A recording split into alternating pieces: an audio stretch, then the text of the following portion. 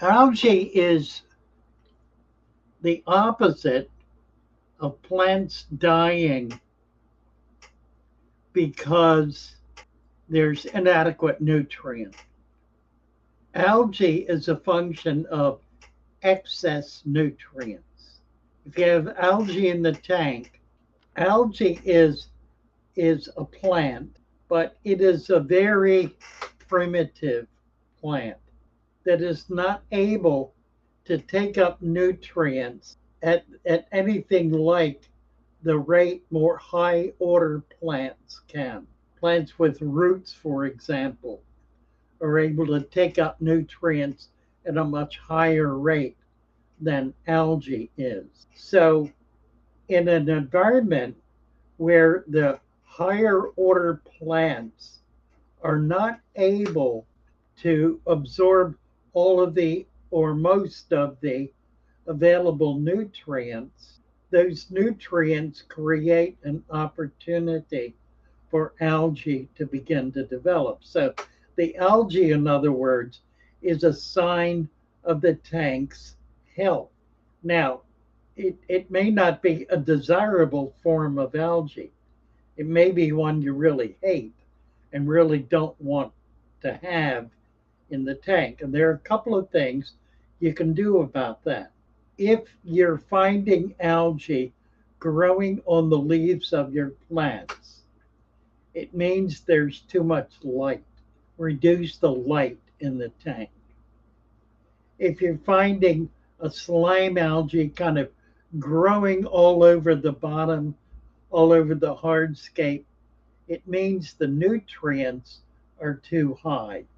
That is 100% of the time caused by excess food, by overfeeding. Now, that doesn't mean there's food left laying in the bottom. Doesn't mean that at all. There may be, there may not be. It may be that the fish are eating all of the food that's put in the tank. If you're feeding them 5 times a day and they're eating it all, then there isn't going to be any food left in the bottom. But in 2 hours after they eat, they create waste.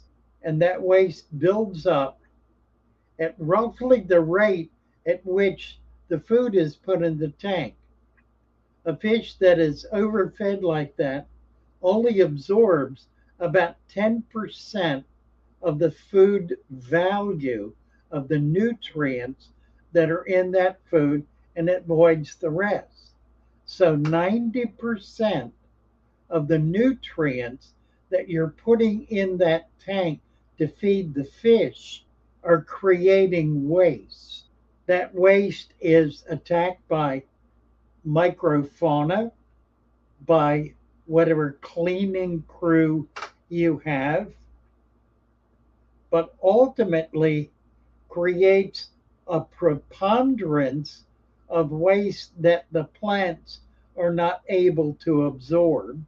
So if the problem is not too much light, then the problem is too much nutrient. What do you do about this? Obviously, you can slow down on feeding. I always recommend slowing down on feeding. So that's one thing you can do is reduce the feeding. Another thing you can do is water changes. And this is where maintenance of a natural system becomes an important part of how you are providing support for your aquarium. The aquarium requires maintenance.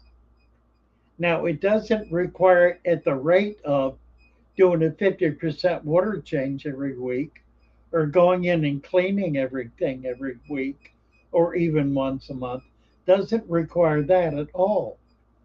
In point of fact, what it requires is you sitting in front of it and observing it and seeing, noticing when problems begin to develop, such as excess mold on the surface, to which you reduce feeding, add sand, add more plants, any number of things you can do to deal with that. So those are some of the things to consider and some of the ways in which you need to provide oversight and support for your natural system.